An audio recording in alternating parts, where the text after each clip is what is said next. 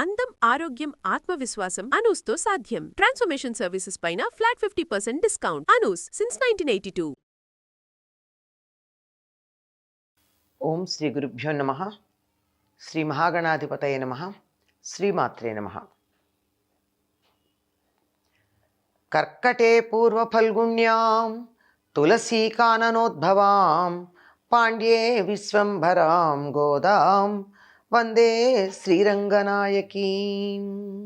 నీలాతుంగస్తనగిరితటీ సుప్తముద్బోధ్య కృష్ణం పారార్జ్యం స్వం శృతిశతశిరసిద్ధమధ్యాపయంతి స్వచ్ఛిష్టాయాం స్రజినిగళితం యా బలాత్కృత్య భుంక్తే గోదా తస్యై నమ ఇదమిదం భూయ ఏవాస్తు భూయః. శ్రీ భూనీల సమేత గోదారంగనాథ స్వామినే నమః.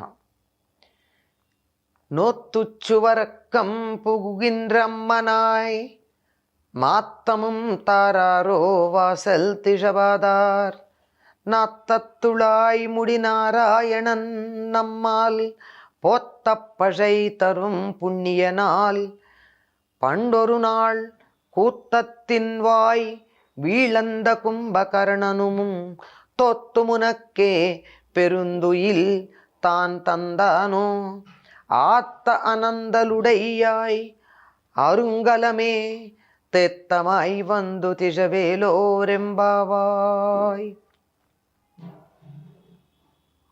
ఈ పదవ నాడు గోదాదేవి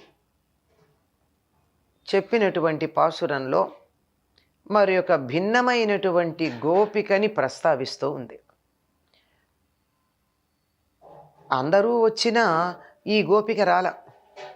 ఆవిడ ముందు రోజు ఏమందంటే, ఆవిడ మేం రాకముందే నోము నోచి దాని ఫలితంగా సుఖానుభవాన్ని పొంది ఆ ఆనందంలో ఉండిపోయినటువంటి ఓ తల్లి, తలుపులు తెరవలేదే అనుకో, తెరవకపోతే తెరవకపోయావు, మాటైనా మాట్లాడచ్చు కదా.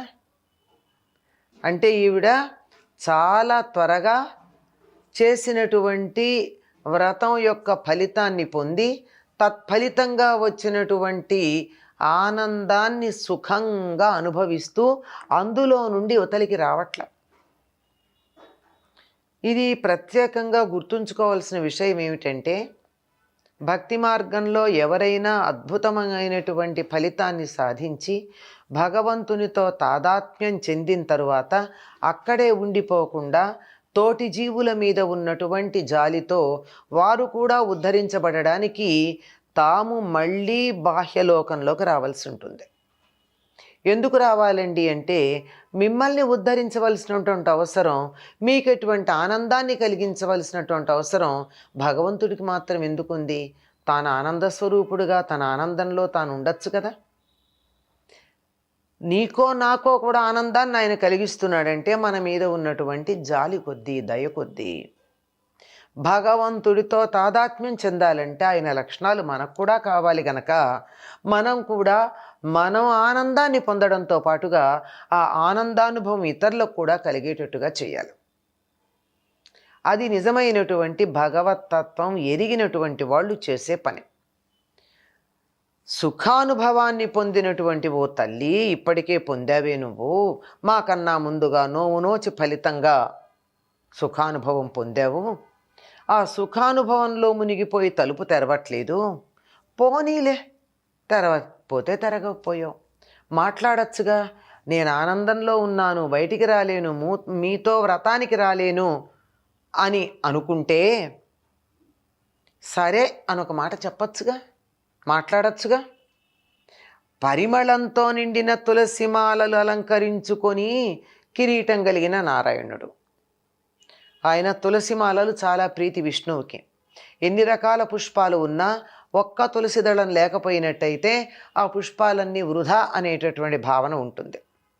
తులసికి పుష్పసారము అని పేరు. అన్ని రకాల పుష్పాల యొక్క వాసనలు అందులోనే ఉంటాయి.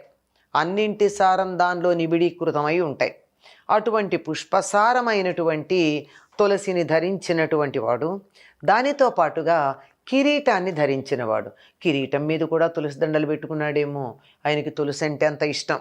అటువంటి నారాయణుడు అంత గొప్పవాడు. కిరీటం ధరించగలిగినటువంటి, కిరీటం అందరూ ధరించలేరు కదండి, దానికి కొంత అధికారం ఉండాలి, అర్హత ఉండాలి. అటువంటి శ్రీకృష్ణుడు ఏమీ లేనటువంటి మా వంటి వాళ్ళం మంగళం పాడితే కూడా సంతోషించి పర అనే పురుషార్థాన్ని ఇచ్చేటటువంటి పుణ్యమూర్తి. వీరు పర అనేటటువంటి దాన్ని వాయిద్యంగా చెప్పడంతో పాటు మరొక అర్థం ఏముందంటే పరాన్ని ఇస్తారు. పరము అంటే ఇహలోకమును దాటి వెళ్ళిన తర్వాత ఉండే పరలోకం. ఆ పరలోకం ఉత్తమమైనది, ఉన్నతమైనటువంటిది, పుణ్యప్రదమైనటువంటిదైన మోక్షస్థానం కావాలని కదా మనం కోరుకుంటూ ఉంటాం.